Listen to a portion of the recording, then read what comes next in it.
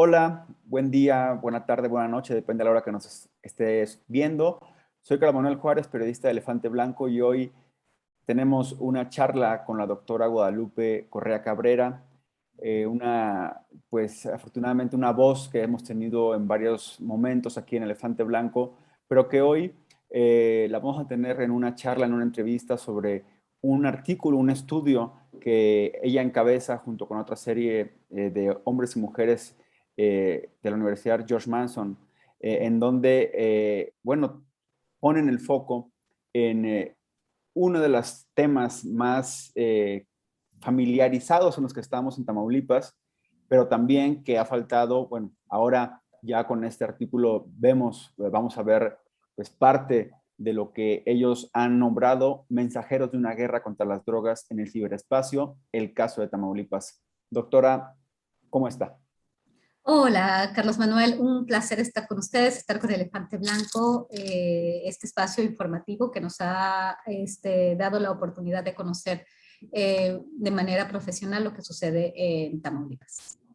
Doctora, bueno, hemos platicado en varias ocasiones sobre Tamaulipas como un estado fallido, como un sitio en donde la violencia y los negocios se han impuesto por encima de la población, como un estado en el que la política ha apoyado estos esfuerzos, estos intereses, digamos, muy puntuales.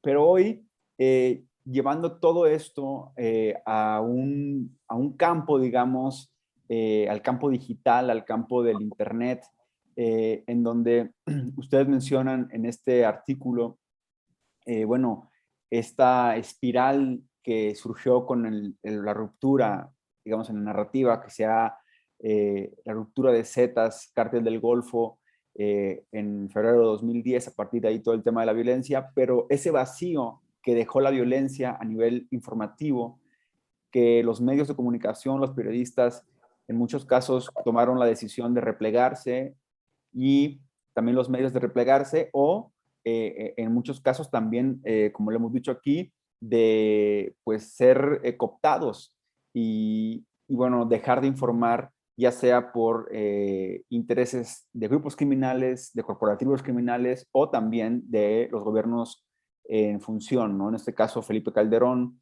el final de Eugenio Hernández Flores y después, bueno, Egidio Torre Cantú, momento cabeza de vaca, ¿no?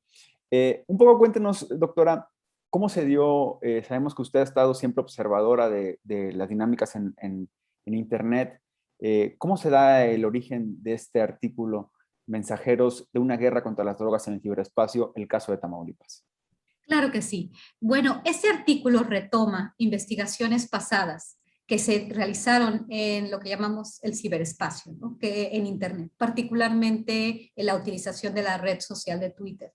Cuando yo empiezo a hacer investigación sobre Tamaulipas, fueron momentos muy complicados. ¿Por qué? Porque empiezo a investigar Tamaulipas exactamente cuando empieza lo que llamamos la guerra por Tamaulipas, entre el cártel del Golfo y los Zetas. Y eran espacios muy complicados, muy violentos, donde era difícil entender qué estaba pasando y quién era quién.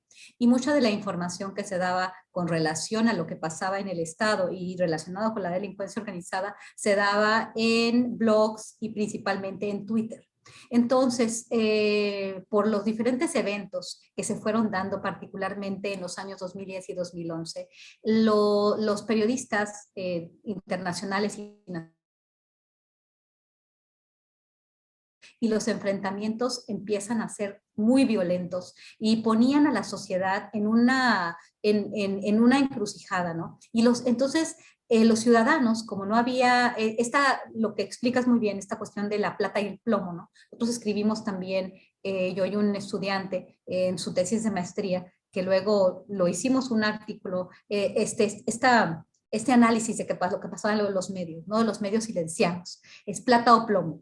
O te mato si tú estás diciendo algo que está pasando en el Estado que a mí no me conviene, o te doy dinero para que digas lo que a mí me conviene, ¿no? O trabajas para mí, estás conmigo o contra mí, en una especie de contexto de enfrentamiento entre grupos de la delincuencia organizada. Y en este medio estaba la sociedad. Entonces empiezan a surgir cuentas por Twitter de lo que nosotros llamamos periodistas ciudadanos, ¿no? Periodistas ciudadanos que empiezan a decir, no vayan por aquí, situación de riesgo por aquí. Entonces, por ejemplo, si ibas a llevar a tus hijos a la escuela en la ciudad de Reynosa, en la ciudad de Matamoros, en la ciudad de Tampico, pues no pasabas por ahí, o había ponchallantas en el bulevar, no sé qué, persecución. ¿Para qué? Para protegerse entre ellos, ¿no? Y entonces empezamos a escribir, empiezo a escribir yo sobre este fenómeno como un fenómeno muy positivo.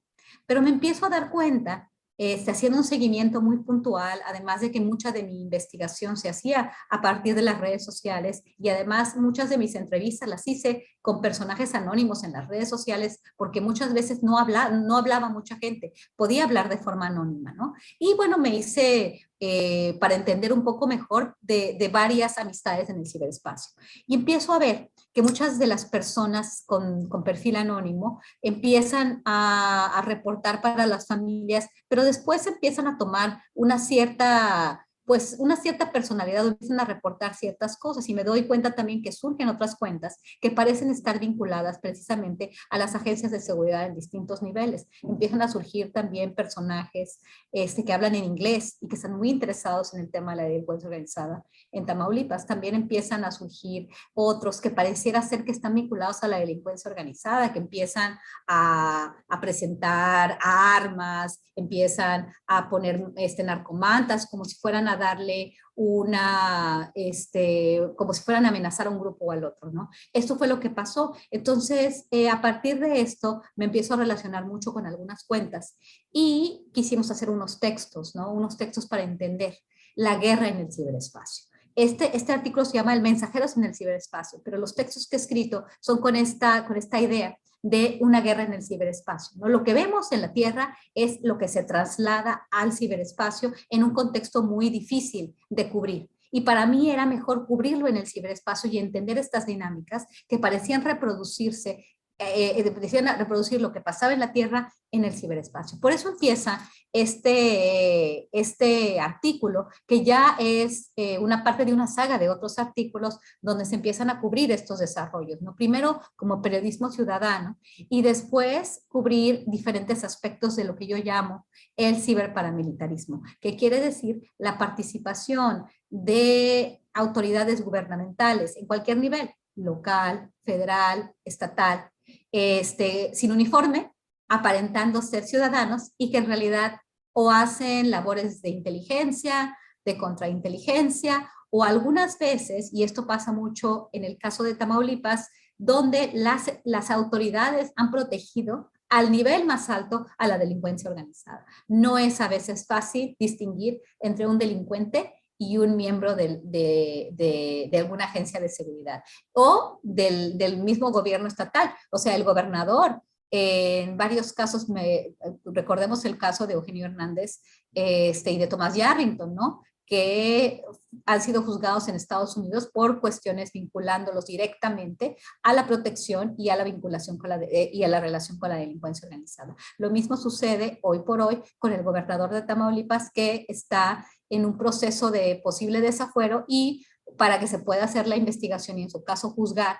y sancionar, hay supuestos vínculos importantísimos, además de tráfico de influencias y otro tipo de delitos, ¿no? de los cuales se le acusa. Sabemos que en Tamaulipas la delincuencia organizada ha estado vinculada a la economía y a la sociedad de una forma distinta que en otros estados de la República, de una manera mucho más cercana. Entonces, no me queda la menor duda de que este tipo de dinámicas, y que parece ser que suceden, por el tipo de comunicaciones, el tipo de perfiles, el tipo de fotografías, que hay esta vinculación muy cercana entre la autoridad, las autoridades ya sea locales, estatales e inclusive federales, con la delincuencia organizada, ¿no? Y también ahí se ven esas peleas, estos grupos que también se enfrentan en las mismas redes sociales. Entonces, es una cuestión importante que lo que quise hacer en este caso fue aliarme con personas que están muy especializadas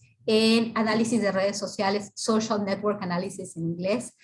Son métodos cuantitativos para entender la centralidad de los actores, quiénes son los más importantes, cómo están relacionadas, cuáles son las comunidades, y entonces pues conocí a dos colegas y bueno, trabajamos juntos, ellos haciendo la parte del seguimiento de redes ya de manera más formal, mediante estas técnicas que tiene que ver con cuestiones matemáticas y con algoritmos. Entonces, bueno, dentro de las cuestiones matemáticas, el manejo de algoritmos para entender estas relaciones y la centralidad de algunos actores, ¿no? Entonces, por eso surge este nuevo estudio, ¿no? Para ver cómo se magnifica también los mensajes. Por eso llamo mensajeros de la guerra contra las drogas en el ciberespacio, porque son los que tienen más presencia en redes, los que hablan, los que hacen una narrativa, los que generan una percepción.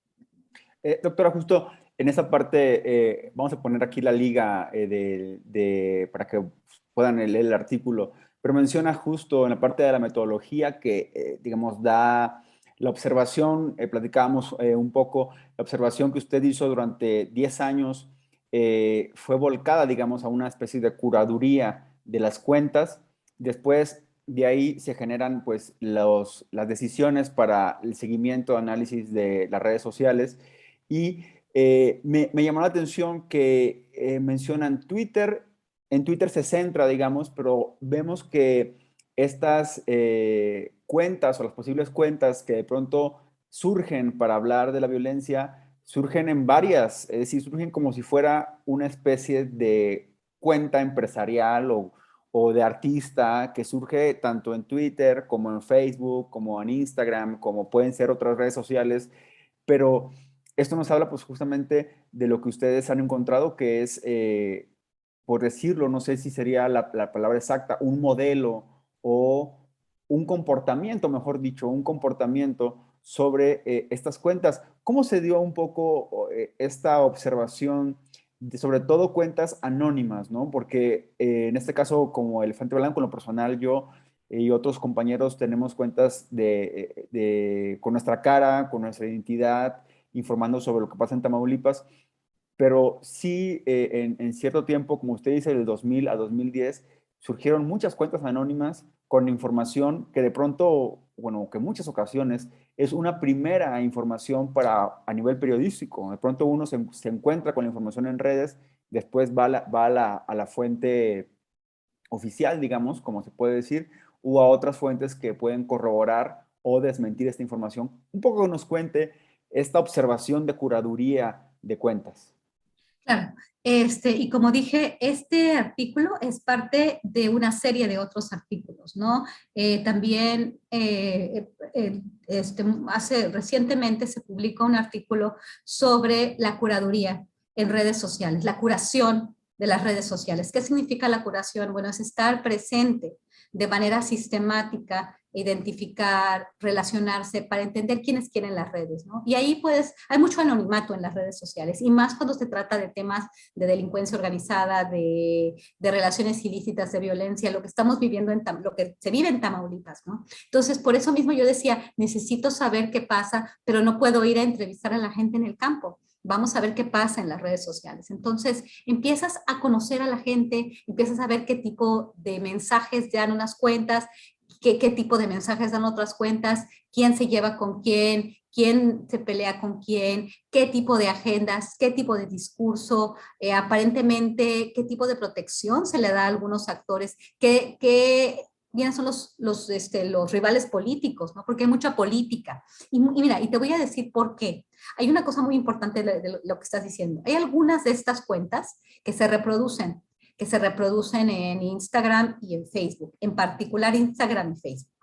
Pero no todas. Por ejemplo, Valor por Tamaulipas fue el primer modelo que yo vi que sí se reproducía, ¿no? Que era así como casi una marca y que tenía similares mensajes, ¿no? En las diferentes plataformas. Y actuaba de manera muy bien organizada. Hasta podríamos pensar a veces que no era una sola persona porque estaba casi todo el día reportando sobre situaciones de riesgo, sobre cuestiones muy particulares y además presentando fotografías que una persona como tú y como yo no podríamos tener acceso.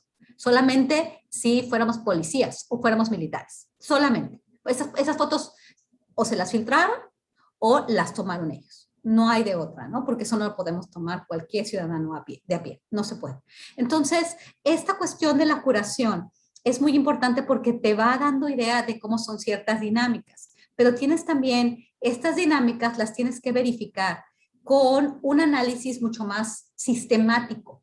¿No? No puedes decir, a mí se me hace que estos todos están juntos y que son policías y que no se ponen uniforme, son ciberparamilitares. Escribí también esas observaciones, pero en este caso queríamos hacerlo más formal, ¿no? ¿Quién sigue a quién? ¿Quién es de qué grupo? ¿Qué mensajes, qué mensajes les interesan? ¿No? ¿Con quién están estas cuentas? Entonces empezamos haciendo una lista de 175 cuentas de manera no necesariamente aleatoria, pero sí no escogiendo las cuentas que pensamos que eran que nos iban a avalar algún resultado en particular.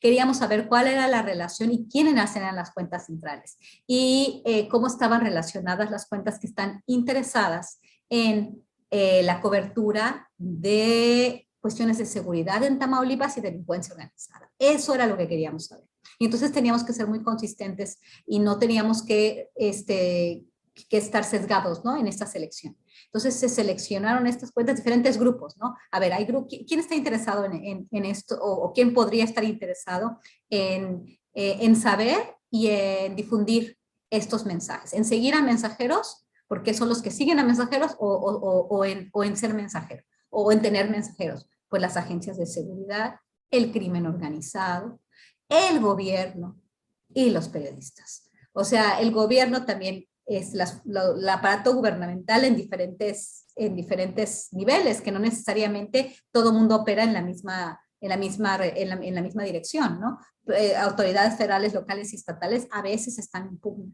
¿Y cómo están ellos en pugna con uno u otro grupo, ¿no? ¿Qué es lo que algunas cuentas siempre están presentando las atrocidades de un grupo delincuencial como el Cártel del Golfo y otras cuentas siempre están presentando las atrocidades del Cártel del Noreste, ¿no?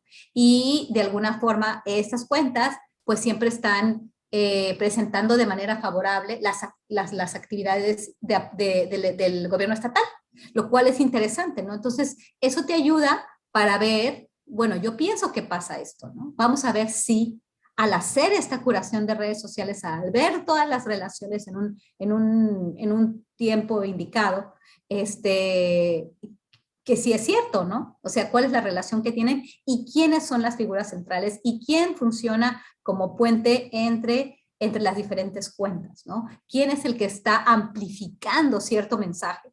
¿Quiénes son los mensajeros? ¿Quiénes son los que siguen a los mensajeros? Y cómo se relacionan estos grupos, ¿no? ¿Qué comunidades existen?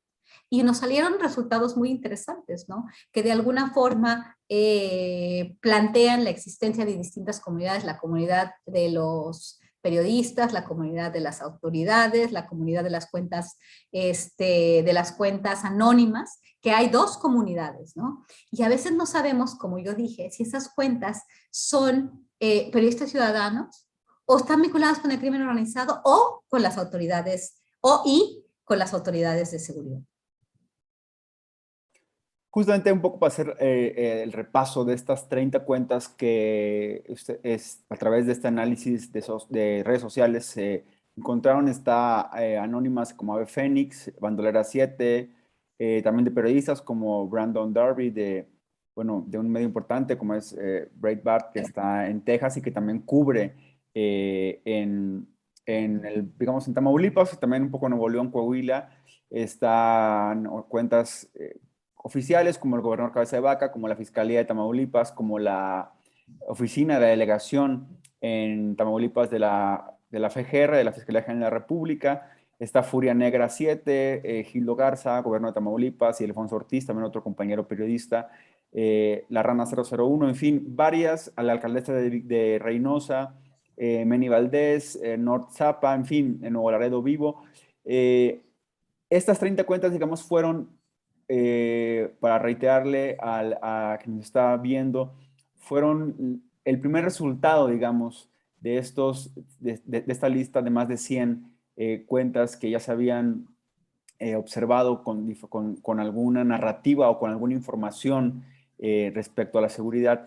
Después, estas 30 cuentas, se siguió su análisis, ¿verdad, doctora? Se siguió viendo cuál fue el comportamiento, si nos puede hablar de eso.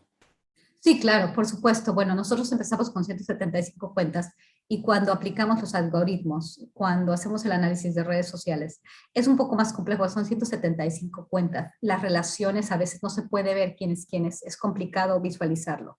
Además, estamos hablando de muchísimos mensajes y de seguidores y todo eso. Entonces, mientras más actores tenemos, más complicado se hace poder visualizar esto. Esta selección bajó porque también muchas de estas cuentas a veces son dadas de baja y a veces se cierran. Entonces aparecen y desaparecen. Entonces, bueno, obviamente también tuvimos que eliminar este tipo de cuentas y otras cuentas que en principio fueron captadas porque eran mencionadas o eran importantes, pero eran más bien, eran importantes en San Luis Potosí y en Zacatecas y no tanto en Tamaulipas, ¿no? Entonces también se fue haciendo una selección de las que estaban más interesadas en el tema de seguridad y el crimen organizado en Tamaulipas. Eso era lo que nos importaba muchísimo. Por ejemplo, el caso de Breitbart, el caso de Brandon Darby, por ejemplo, es importante porque él llega a hacer cobertura en la frontera, a cobertura en Texas, enfocado como en su proyecto, Cartel Project, el proyecto de carteles. Entonces, él empieza a relacionarse con muchas de estas cuentas anónimas y muchas de estas cuentas anónimas empiezan a trabajar para Breitbart. Por eso mismo, porque él es un mensajero, porque él cumple la palabra, él cumple el papel de mensajero. Por eso también incluimos a periodistas. Te incluimos a ti, tú estás incluido en el estudio, porque pues te importa, eres una persona clave en el estudio y en la comunicación de este tipo de temas, ¿no? Entonces, por eso quisimos hacer una muestra de lo que estamos observando en el ciberespacio para ver las relaciones. Y surgió una cuestión interesante donde la centralidad y los indicadores de centralidad no te muestran a ti, o sea, no muestran a Brandon Darby, muestran la centralidad de las cuentas anónimas. Y además dividen en dos grupos, en dos comunidades, ¿no? Entonces es interesante ver cómo estas cuentas son muy importantes en el tema de la comunicación con relación al crimen organizado y a la delincuencia, perdón, el crimen organizado y la violencia en el estado de Tamaulipas, ¿no? ¿Quiénes son estas cuentas? ¿Cómo están operando? Yo he podido hacer curación de redes sociales. Estas cuentas, me parece a mí, después de varios años de haberlas seguido, algunas son más recientes, otras son menos recientes, me da muchas veces la impresión de que hay una agenda política. ¿Por qué Twitter? ¿Dónde se maneja la mejor información política hoy por hoy? Pues en Twitter. Si el expresidente de Estados Unidos se manejaba por Twitter todo el tiempo estaba en el Twitter. Entonces, bueno, Twitter ha sido una plataforma muy interesante donde confluyen muchos actores, pero la cuestión política es muy importante. Y muchas de estas cuentas, que supuestamente son ciudadanos periodistas y que están muy interesadas en la sociedad, tienen siempre un tinte político. Y muchas de estas cuentas pareciera ser que están relacionadas con el mensaje oficial o el mensaje del gobierno del estado de Tamaulipas. Entonces me llama la atención, ¿no? Porque pareciera ser que también hay un esfuerzo de estas cuentas con ilustrar lo que hace un grupo de la delincuencia organizada, pero no tocar al otro. Entonces, esto es interesante y ellas son centrales en la comunicación sobre delincuencia organizada y seguridad. Y en esas comunicaciones no necesariamente nos queda claro muchas veces quién es un miembro de la delincuencia organizada y cuál es su relación con las autoridades, ¿no? Eso también lo pudimos captar, que formaban parte de una misma comunidad, cuentas que aparentan tener algún vínculo con la delincuencia organizada y cuentas que se dicen ser periodistas ciudadanos. Es una cuestión compleja, pero lo que te estoy diciendo viene de un proceso de seguimiento en redes y después de este proceso de seguimiento se hace la selección para ver con métodos formales cómo es la relación entre estas personas, esos personajes. Me parece importante, fíjense, ahora que lo dice doctora, porque de pronto en este momento en el país, no solo en Tamaulipas, sino como que siempre hay una polarización, y de pronto la gente dice la polarización está en el Twitter, ¿no? Entre los a favor de la 4T, en contra de la 4T. Pero este ejercicio, digamos, en Tamaulipas, inclusive, bueno, yo siento, mi percepción es que esta discusión más política pareciera no estar tanto la política en el primer renglón, sino el tema, pues, esencial del derecho a la vida, ¿no? Que es el ver si va a haber una balacera, el ver si va a haber, o ver si agarraron a alguien. Ahora recuerdo y citar el tema que vivimos hace días, hace un mes más o menos, de la detención de un delincuente y la liberación inmediatamente a los días, a los 2 días. La primera información que salió fue en redes sociales. Claro, Y, claro. y de hecho, en Elefante Blanco acudimos al gobierno de Tamaulipas, a la fiscalía, a preguntar, ¿saben algo? No sabemos nada. Cuando ya en Twitter ya estaban datos como cómo escapó, en qué coches, a qué hora. eh, Habla de que hay un canal de información que está fluyendo hacia alguien que está, digamos, en algunos casos, o en el mejor de los casos, alimentando pues la verdad o las verdades o un fragmento de verdad del hecho, pero el riesgo, justamente como ustedes lo dicen y lo señalan en este artículo, es de que también ese mismo, así como hay casos en los que esta información aporta, digamos, ¿no? Al conocimiento de la realidad, hay veces que no, que aporta al miedo, que aporta a la violencia, que aporta a una narrativa que no es la narrativa, pues, que puede traer tranquilidad, sino a la narrativa que corresponde a intereses muy precisos, como puede ser el caso de la política. Y también un poco preguntarle en ese sentido, eh, usted ve, ya no, digamos, en el estudio, tal vez separarnos un poco del estudio, pero preguntarle, ¿usted ve que en esos últimos años ha habido un cambio, digamos, en un comportamiento en las redes sociales? Vemos ahora el estudio, pero si nos puede hablar de eso, ¿qué cambio ha habido? Claro, claro, un desarrollo bien interesante y al principio empecé a hablar un poco de eso, ¿no? Por ejemplo, era la importancia del periodismo ciudadano en un esquema donde las personas no tenían acceso a información porque los medios de comunicación estaban silenciados, plata o plomo, y entonces el surgimiento de este fenómeno que a mí me parecía muy positivo, pero entonces también empieza a haber un desarrollo y un involucramiento de todo el mundo, delincuencia organizada, policías, militares, aparentemente, ¿no? O sea, lo que le digo es aparentemente, yo no los conozco tan en situación de anonimato, pero puede uno darse cuenta como ya te decía, por las fotos, por el lenguaje y todo esto, ¿no? Entonces, ha cambiado y además, por ejemplo, yo recuerdo cuando surge Valor por Tamaulipas, que nosotros pensamos que es un segundo, después de Operación Cartel, OpCartel, hashtag OpCartel, Valor por Tamaulipas podía haber sido un segundo gran experimento de paramilitarismo. Porque lo percibimos, porque las fotos, el lenguaje, pues parecía tender a justificar la participación de las fuerzas castrenses a final del periodo de Felipe Calderón, principios del periodo de Enrique Peña Nieto. O sea, es cuando empiezas a ver una presencia muy fuerte de una figura que se dice que es ciudadano periodista y al final no está seguro si ese ciudadano tiene la capacidad, los recursos para cubrir la mayor parte del Estado, como si tuviera acceso a muchísima información.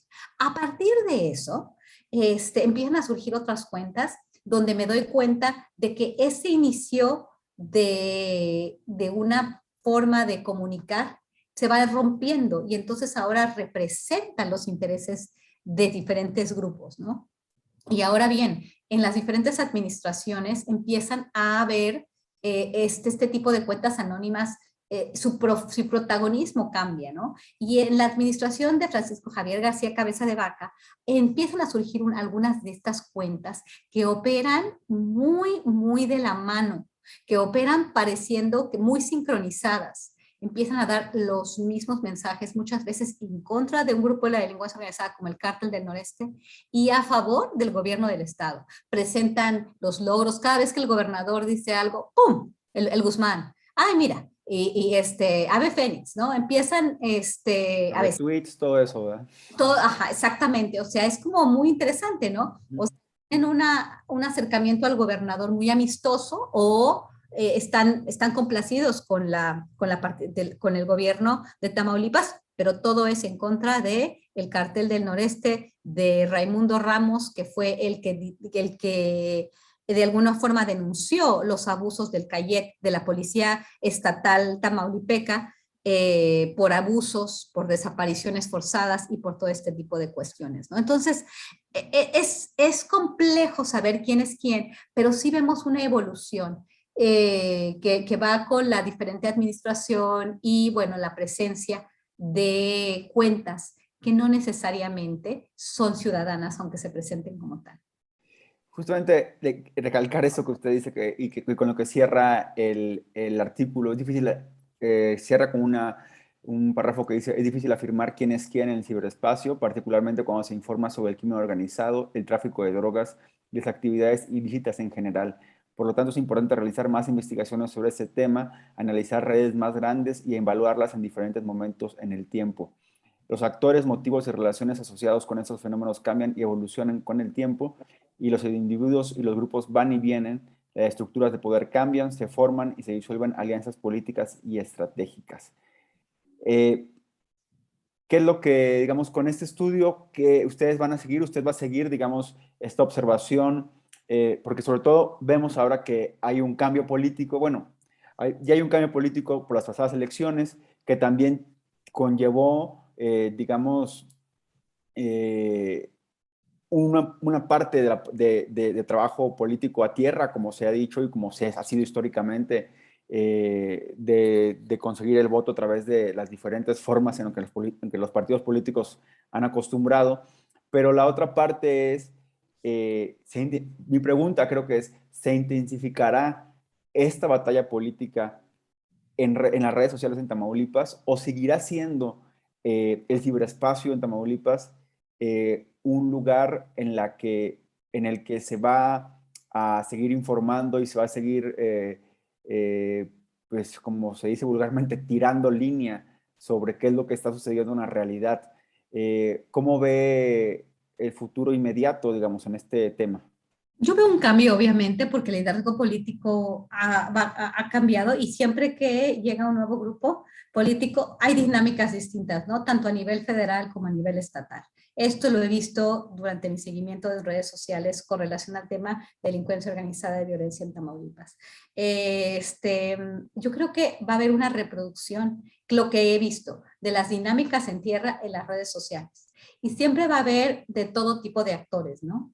Porque hay actores que están en contra del gobernador, hay actores que están a favor del gobernador, pero me pareció interesante encontrar estas cuentas, porque de manera muy sistemática, aparecer con muchos recursos. Con muchos recursos hablo de tiempo y hablo de cobertura y de material. Entonces, ¿cómo tienes tanto material? ¿Cómo estas cuentas tienen tantas fotografías de asesinatos, de sangre, de como si ellos estuvieran presentes ahí?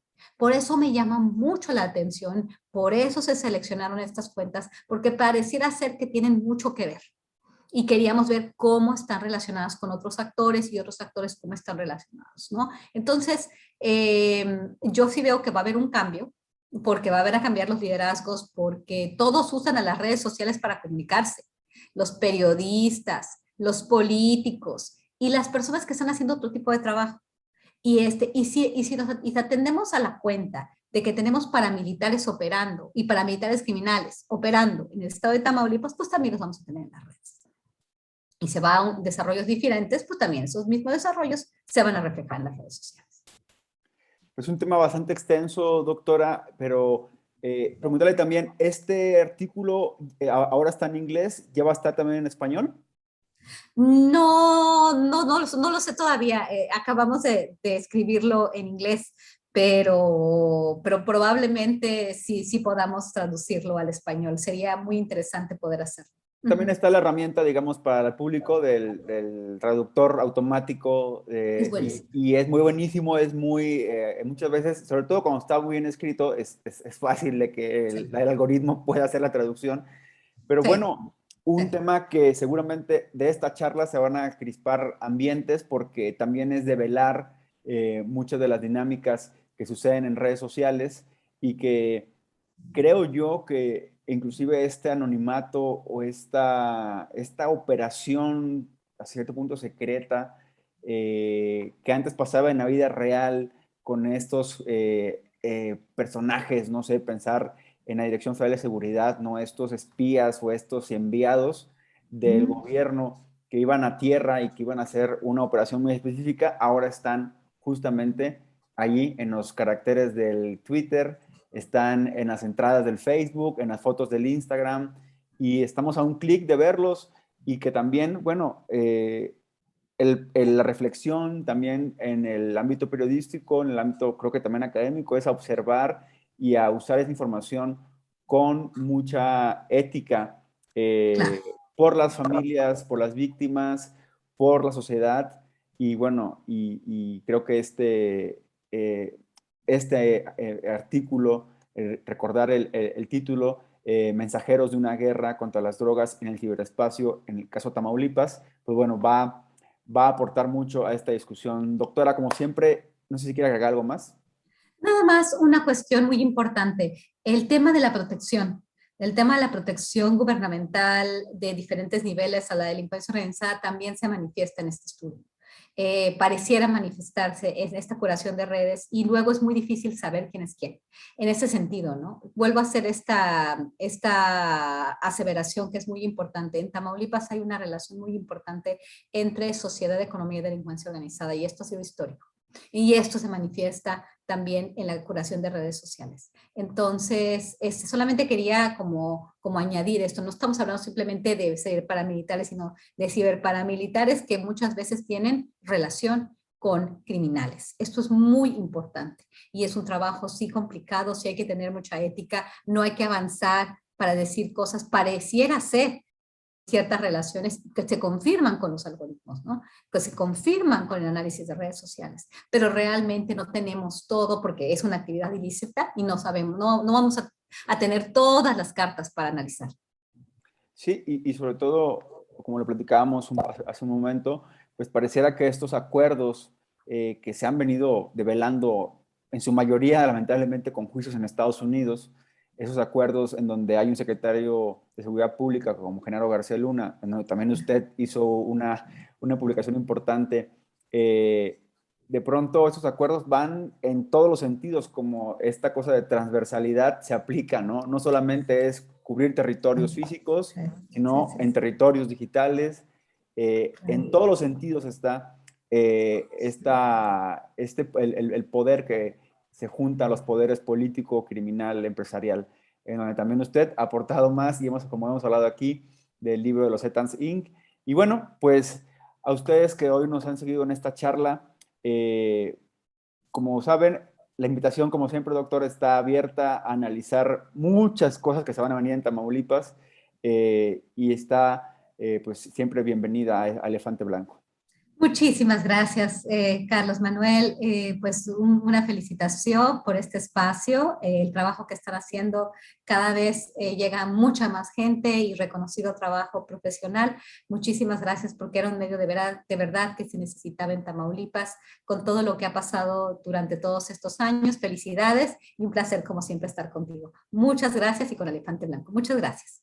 Y a ustedes que nos están viendo, recuerden visitar www.elefanteblanco.mx, seguirnos en Twitter, @mxelefante, y en Twitter, Elefante Blanco, perdón, y en Facebook, Elefante Blanco MX. Hasta la próxima.